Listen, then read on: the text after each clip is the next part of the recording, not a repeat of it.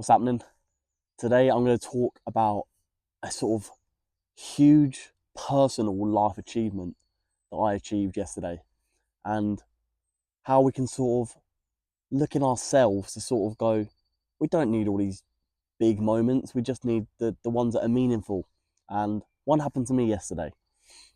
So yesterday I went to QPR Oxford in Oxford, and it was a big game because we pretty much have to win 2 games out of our last 6 to stay in the division after going on a pretty decent run during Christmas since I've come in from travelling.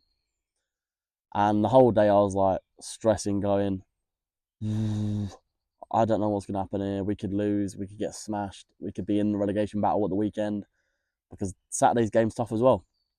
So I was like, oh, turn up today, boys. And they did. 3-1.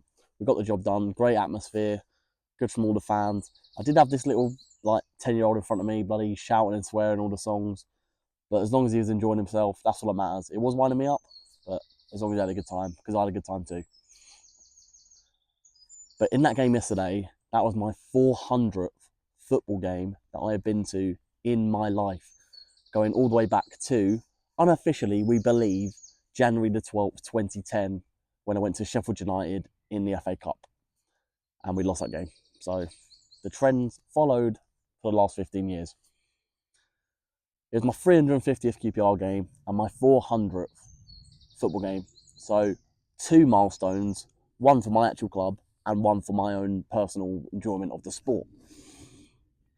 The thing for me is that I've started tracking it on my app, and as much as it's like just a number really, it's the game I've been to, you can look back at every game I've been to, and the thing with me where I've sort of got this skill of just, hopefully in the future I don't lose this skill of just remembering so many great moments in my life over the last 10, 15 years, because my memory just goes back to all these times and I can literally remember where I was, and I'm like, that must be a skill.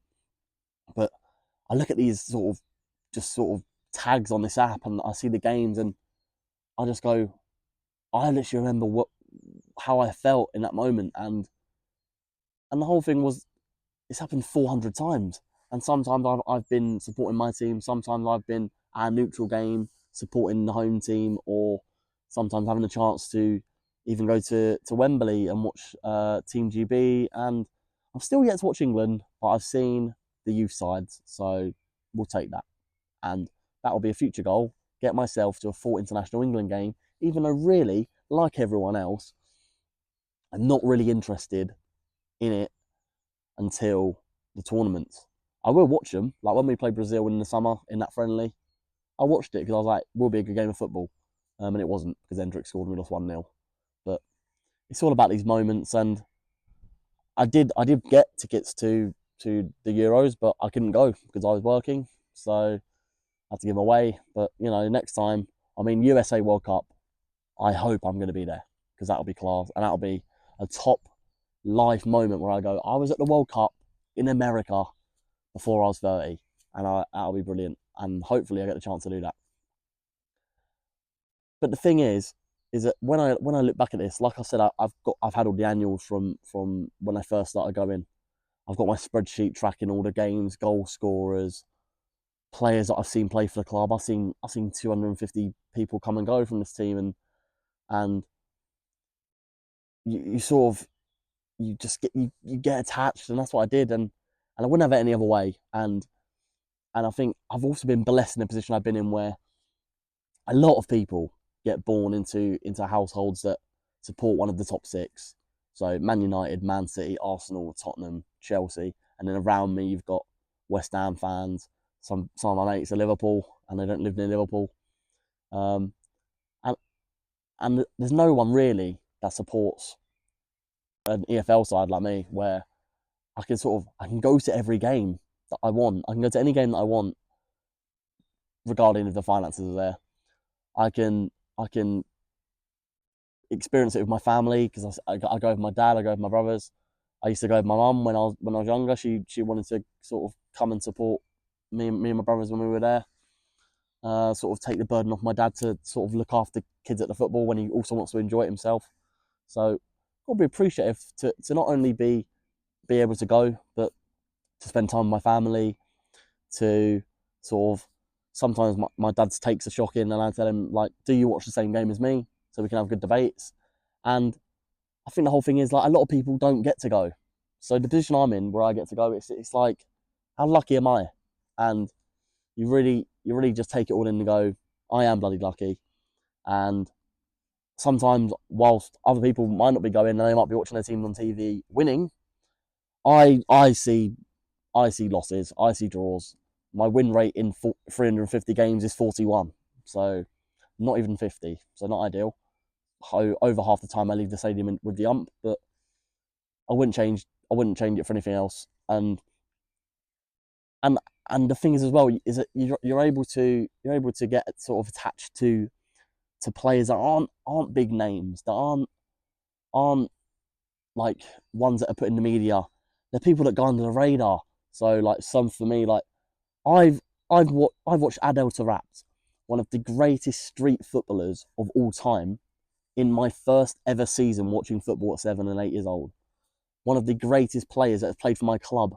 One of the greatest players that's played in the championship.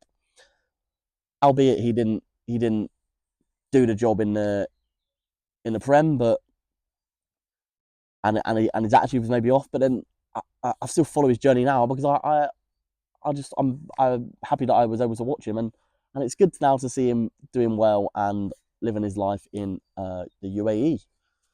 I also sort of, like I said with England, I don't watch it proper unless it's a tournament. I also get really overjoyed when I see one of our players playing for England. So I don't even know. I know Charlie Austin got called up in 2015 when we went down and he went to Southampton, and then uh, he got a call up, but I don't think he's actually played for England. So it was sort of that moment where I was like, oh, come on, lad, play. But when Eze got called up whilst he's been at Palace, and then he scored the other night his first England goal in the Nations League. I think it was Nations League. It might have been a friendly. I didn't watch it, but the thing is, like, I watch it and I go, hope he comes on and I hope he scores and I hope he does well, because not only does it give England hope in winning, it gives me joy in watching one of our own doing well, and sort of it he's sort of living my dream. He played for my club, he's played for England, and I sort of live vicariously through what he's doing in his career, because it was my dream, and it's not possible now. I will not play pro football or play for England, but I can watch him and go, I can celebrate like I've scored the goal, if you know what I mean. So I watch it and I go, wow, like what an absolute honour that is to do in your life, to sort of come up through the leagues, come up through the academy system, play for England, and show the world all your talent off. And it's sort of how I operate in my life, but not as a footballer. I sort of want to show people what I'm about. I want to sort of build myself up and show sort of all the different aspects of my life and sort of avenues that I can go down to achieve the highest level. But really, today's video was just to say, I've done it.